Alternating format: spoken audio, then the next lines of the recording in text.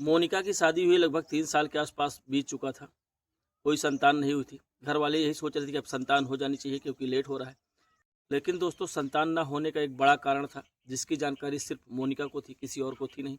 एक दिन की बात है, ठंडी का महीना था। जो मोनिका का देवर था, वो अपनी चारपाई यानी खाट पर लेटा था। उसको सुबह खेत में पानी लगाना था, तो उसका पिता उसे बाहर से आवाज़ दे रहा था कि उठ जाओ, खेत में पानी लगाना है। दोस्तों वो उठ नहीं रहा था चूँकि ठंडी का महीना था। तो जो उसकी भाभी मोनिका थी, वो जाती है और उसका जो कम्बल ओढ़ी रहती है वो खींच देती है।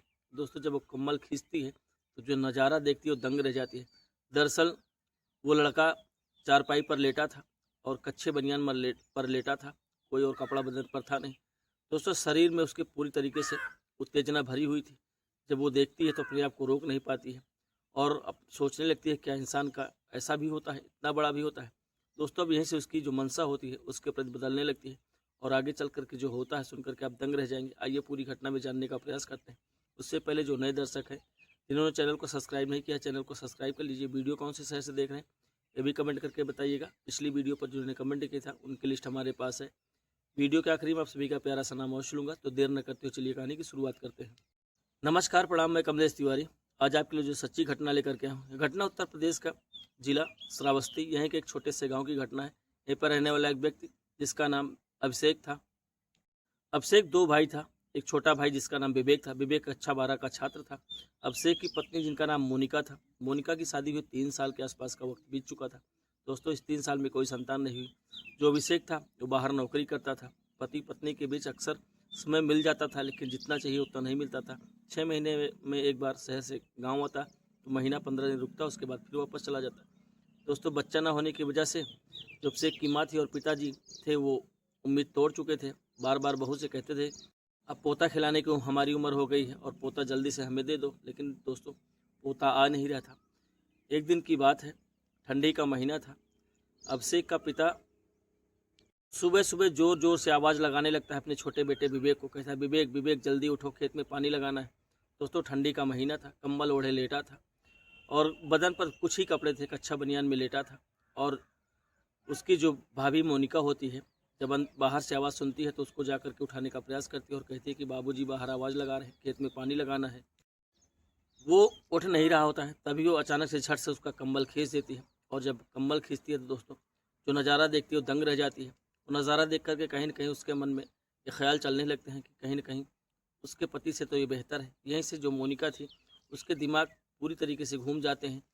वो अब विवेक की तरफ मुड़ जाती है, विवेक को पूरी तरीके से रिझाने का प्रयास करने लगती है। दोस्तों विवेक का विशेष ख्याल रखने लगती है खाने पीने का, और कभी कभी टाइम मिलता तो उसे हंसी मजाक भी कर लेती थी, क्योंकि विवेक 12वीं कक्षा का छात्र था। एक दिन दोपहर का समय था, घर पर कोई नहीं था। विवेक स्कूल से आता है और जो उसकी भाभी थी मोनिका उससे पूछने लगती है क्या तुम्हारे स्कूल में तुम्हारी कोई गर्लफ्रेंड वगैरह है। तो विवेक कहता है कि मुझसे कोई पढ़ती ही नहीं है, पता नहीं क्या बात है। कोशिश तो बहुत करता हूँ, बहुत एक से एक सुंदर सुंदर लड़कियाँ हैं, जब उन्हें पटाने का प्रयास करता हूँ तो भाव ही नहीं देती हैं। तो मोनिका कहती कि यार तुम तो बड़े सुंदर हो, बड़े स्मार्ट हो, तुम्हारे अंदर कोई कमी नहीं है, लड़की तो पटनी चाहिए। वो कहती है कि पता नहीं भाभी क्या बात है, कोई आइडिया बताओ जिससे कि लड़की पट जाए। वो कहती है कि लड़की पटाने के लिए तुम्हें बहुत इंप्रेस करना पड़ेगा लड़कियों को, उसका विशेष ख्याल रखना पड़ेगा, वो तुम्हारे लिए क्या करती है सब चीज़ों को देखना पड़ेगा। दोस्तों कहता है कि ये सब कैसे मैं समझ पाऊँगा। वो कहती है कि बहुत कॉमन सी बात है, उसकी हर हरकतों पर ध्यान दो, हरकतों से पता चल जाता है कि वो चाहती क्या है। दोस्तों जो मोनिका थी वो पूरी तरीके से अपनी ओर उसको रिझाने का प्रयास कर रही थी। मोनिका उसके साथ हरकत किया करती थी, कभी उसको यहाँ छूती कहीं वहाँ छूती, हंसी मजाक खूब करती थी। वो बताती है कि जो तुमसे पटने वाली लड़की होगी वो तुमसे हंसी मजाक करेगी, तुम्हें इधर उधर छुएगी, परेशान करेगी। अगर कोई तुम्हें ऐसा परेशान करे तो समझ जाओ कि वो तुम्हें पसंद करती है, तुमसे पटना चाहती है। दोस्तों ये बात सुनकर के अभिषेक अब उसी दिन से सारी बात को नोटिस करने लगा। लड़कियां तो नहीं, लेकिन उसकी जो भाभी मोनिका थी उसके साथ ऐसी हरकत करने लगती है। अब उसको लगने लगा कहीं न कहीं हमारी भाभी हमारे साथ ऐसा हरकत कर रही है। एक दिन की बात है, घर पर कोई नहीं था। ये स्कूल से आता है और कपड़े उतार रहा होता है। तभी उसकी भाभी उसके पास जाती है और कहती है कि स्कूल से आ गए। वो कहता है कि हाँ भाभी। तो कहती है कोई लड़की उड़की पटी। तो कहता है कि नहीं कोई नहीं पटी, और मुझसे लगता है कि पटेगी भी नहीं। बहुत प्रयास किया, जो जो आपने बताया उसको भी नोटिस किया, तुम्हारे अलावा ऐसी हरकत कोई नहीं करता है, मुझे लगता है कि तुम ही पट जाओगी हम मुझसे। तो कहती है कि मैं तो पटना चाहती हूँ लेकिन तुम खुद नहीं पटाना चाहते हो। दोस्तों ऐसी बातों का सिलसिला जो होता है बढ़ जाता है और अब विवेक जो है वो कहता कि कोशिश तो मैं भी करता हूँ पटाने को, लेकिन डर लगता है कहीं भैया को पता चल गया, घर वालों को पता चल गया तो बड़ी परेशानी हो जाएगी, बेइज्जती ऊपर से होगी। तो कहती कि देखो घर में कोई काम करना है तो बड़ी सावधानी से करना पड़ता है, और अगर तुम चाहो तो वो सब कुछ मैं मैनेज कर सकती हूँ। विवेक कहता कि वो कैसे? दोस्तों कहते कि अंदर चलो मैं बताती हूँ। उसको अंदर ले जाती, घर पूरा खाली था। उसके माता पिता जो थे खेत की तरफ काम करने गए थे, और घर खाली होने का पूरा वो फ़ायदा उठा लेती है। उसको अपने कमरे में ले जाती है और उसको जो है प्यार मोहब्बत करने लगती है। देखते देखते दोस्तों दोनों जोश में आ जाते हैं और इतनी तैयारी के साथ एक दूसरे के साथ जुड़ जाते हैं कि मानो किसी को इस बात की भनक नहीं थी। चलने लगता है दोनों के बीच गंदा खेल, काफ़ी देर तक चलता है, दोनों को संतुष्टि मिलती है। उसके बाद मोनिका उससे पूछती कि कैसा लगा? कहती भाभी मैंने तो अपने जीवन में कभी ऐसा कुछ किया नहीं था, मेरा पहली बार है, लेकिन कुछ भी हो बहुत अच्छा लगा। वैसे भी आपको इन सब चीज़ों का बड़ा अनुभव है। तो कहते कि मैं शादीशुदा हूँ, इसीलिए लोग आजकल शादीशुदा को बहुत पटाने का प्रयास करते हैं, लड़कियों के प्रति उनका इंटरेस्ट खत्म होता जा रहा है। दोस्तों यहीं से अब मोनिका और विवेक के बीच गंदा खेल चलने लगता है और अनवरत चलने लगता है। जब वक्त मिलता है दोनों एक दूसरे के साथ वक्त गुजारते और सिलसिला चलने लगता है। इत्तफाकन देखिए अभिषेक के आने का समय होता है, उससे पहले जो उसकी पत्नी मोनिका थी वो पेट से हो जाती है। वो घर में किसी से बताती नहीं, वो सोचती है कि चलो जो मैं चाहती थी वो तो हो ही गया है और वो आने वाला है, अगर कोई बात होगी मैं बता दूंगी ये बच्चा जो है आप ही का है। इत्तफाकन एक हफ्ते बाद अभिषेक आ जाता है। अभिषेक अपनी पत्नी मोनिका को देख करके बड़ा प्रसन्न होता है। मोनिका ये बात उससे खुशखबरी अपनी जो थी वो बताती नहीं, उसको मन में छुपाई थी। सोची थी जब वक्त बीत जाएगा और ये चला जाएगा उसके बाद बताऊंगी, कहीं ऐसा ना हो इसको मेरे ऊपर शंका हो जाए, क्योंकि वो पूरी तरीके से विवेक की गिरफ्त में थी और विवेक को बहुत चाहने लगी थी। दोस्तों लगभग 20-25 दिन के आसपास अभिषेक रहता है, उसके बाद चला जाता है। 10-15 दिन का और वक्त बीतता है। एक दिन मोनिका उससे कहती कि एक खुशी की बात है। तो अभिषेक कहता है क्या बात है? वो कहते हैं कि बहुत जल्दी हम दोनों के बीच में तीसरा आने वाला है। तो अभिषेक समझ जाता है, वो कहते हैं कि बहुत अच्छी बात है, मैं बड़ा प्रसन्न हूँ। दोस्तों ये बात सुनकर के अभिषेक बहुत खुश होता है, क्योंकि लगभग 4 साल के आसपास का वक्त बीत चुका था और बच्चे की उम्मीद में वो भी बैठा था। जब उसे पता चलता है तो बहुत खुश होता है। लेकिन जो मोनिका थी अपने सास ससुर से भी ये बात छुपा करके रखी थी, कहीं ऐसा ना हो कि किसी को पता चल जाए। इधर विवेक का और जो है मोनिका का गंदा खेल चलता रहता है। एक दिन दोपहर का समय था, विवेक स्कूल से आता है और दड़दड़ा करके घर में घुस जाता है, कपड़े चेंज करने लगता है। उसकी माँ और पिताजी बाहर दरवाजे पर कुछ काम कर रहे थे। सबको लगा कि ये लोग अंदर तो आएंगे नहीं, और इतनी जल्दी क्योंकि काम जो था कुछ पीट पाट रहे थे उस घर के सामने, ये दोनों लोग अब जुट जाते हैं कमरे में। अचानक उसकी जो माँ होती है कोई सामान लेने अंदर आ धमकती है, और जब आती है तो देखती है तो जो नज़ारा देखती है वो दंग रह जाती है। देखती है कि उसका छोटा बेटा उसकी बहू के साथ ही गंदा काम कर रहा है। उससे बर्दाश्त नहीं होता, बड़ी ज़ोर से आवाज़ लगाती है और कहती है कि यह क्या कर रहे हो? ये सुन करके दोनों दंग रह जाते हैं। किसी तरीके से अपना कपड़ा वगैरह सब कुछ हटाते हैं और हटा करके अलग होते हैं। लेकिन दोस्तों जो नज़ारा उसने देखा था अपनी आंखों से, उसको यकीन नहीं हो रहा था, और कहीं ना कहीं जो उसकी बहू का पेट था वो भी साफ साफ जाहिर देने लगा था कि इसके पेट में बच्चा है। वो अपनी बहू से पूछती है कि तुम्हारे पेट में बच्चा है क्या? वो कहती है कि हाँ माँ जी। बताती है कि लगभग 3-3.5 महीने के आसपास का हो गया है। तो बताती है कि तुम इतने दिन से बात छुपा करके क्यों रखी थी? तो बोली कि मैं अपने पति से बताई थी। दोस्तों वो कहती कि अपने पति से बताई थी, लेकिन ये जो गंदा काम कर रही है ये क्या है? उसके पास कोई जवाब नहीं था, वो समझ जाती है। अब जो विवेक की माँ थी वो बड़ी असमंजस में फंस जाती है कि यदि बेटे से बता दी तो घर उजड़ जाएगा, यदि रोका नहीं तो इसके जो गंदे हरकत हैं बंद नहीं होने वाले। उसके समझ में नहीं आ रहा था क्या डिसीजन ले क्या न ले। वो अपने पति से बताती है कि बहू के जो चाल चलन और लक्षण है वो ठीक नहीं है, वो छोटे बेटे के साथ आजकल अपना काम निपटा रही है। ये सुन करके जो उसका पिता था वो खूब डांटता है विवेक को और कहता है कि तुम अपने घर को भी नहीं छोड़ा, लोग कम से कम एक घर बचा लेते हैं, तूने अपने घर में ही ऐसी सेंध मार दी। दोस्तों अब विवेक भी शर्मा जाता है, उसके पास कोई रास्ता नहीं था, करे तो क्या करे। पिताजी के पास ये मजबूरी थी कि इंटर की पढ़ाई थी, अगर बीच में उसको भगा देता घर से तो पढ़ाई छूट जाती। अभी लगभग 3-4 महीने के आसपास का समय बचा था, पेपर होने के बाद ही वो जाने वाला था। इस बीच विवेक की माँ होशियारी करती है और बहू से कहती है कि एक काम करो तुम मायके चली जाओ, हम 3 लोग रहेंगे, बना खा लेंगे, कोई दिक्कत नहीं।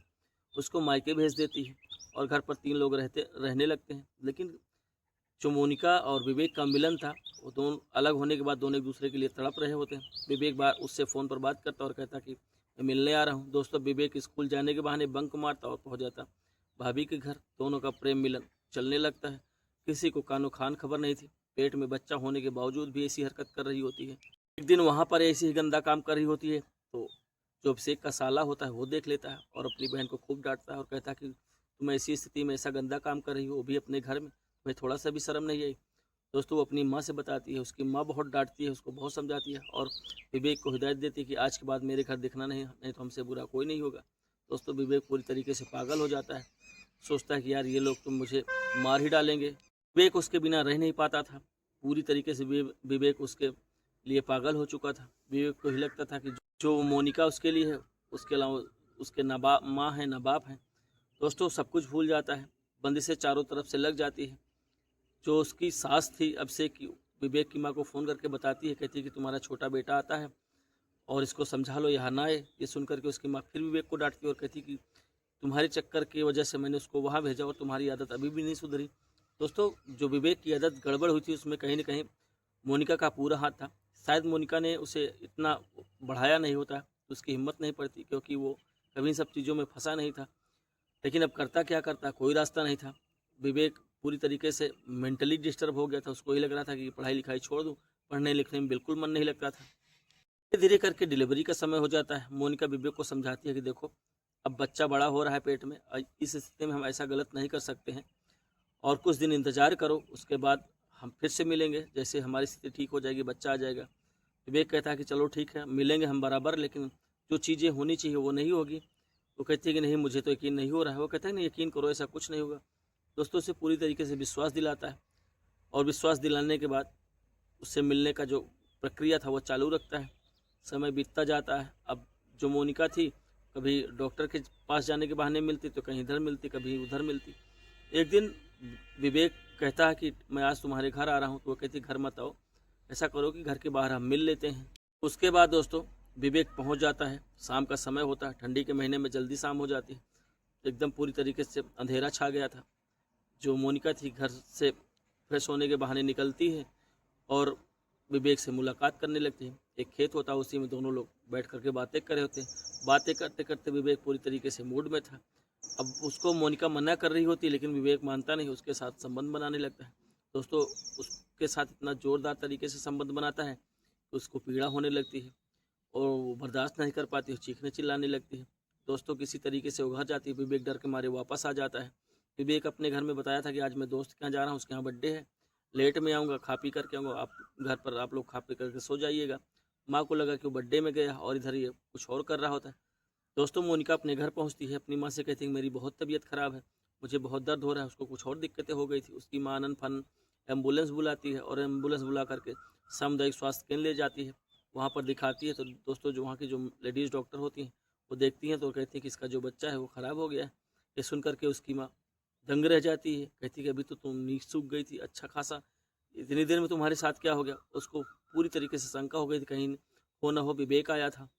मोनिका से पूछने लगती है कि विवेक आया था क्या। वो कहती है कि नहीं विवेक तो नहीं आया था, इधर उधर की बातें बनाने लगती है।